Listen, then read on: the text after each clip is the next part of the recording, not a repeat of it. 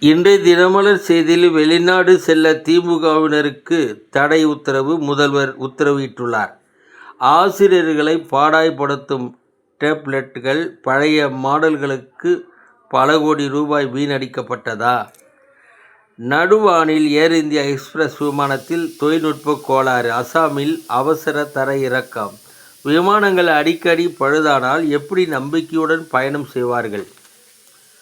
உலகின் பல நாடுகளில் களை கட்டிய தீபாவளி கொண்டாட்டங்கள். தீபாவளி பண்டிகையை முன்னிட்டு பிரிட்டன் பிரதமர் உள்ளிட்டோர் வாழ்த்து தெரிவித்துள்ளனர். மேலும் சிங்கப்பூர் பிரதமர் லாரன்ஸ் வோங், ஆஸ்திரேலிய பிரதமர் அந்தோனி அல்பானிஸ், இலங்கை அதிபர் Anura Kumara Dissanayake, Texas governor Greg Abbott, உலக தலைவர்கள் வாழ்த்து தெரிவித்துள்ளனர். தமிழகத்தில் வாழ்த்து தெரிவிக்கவில்லை என்ற கவலை தேவையே இல்லை. வணக்கம்.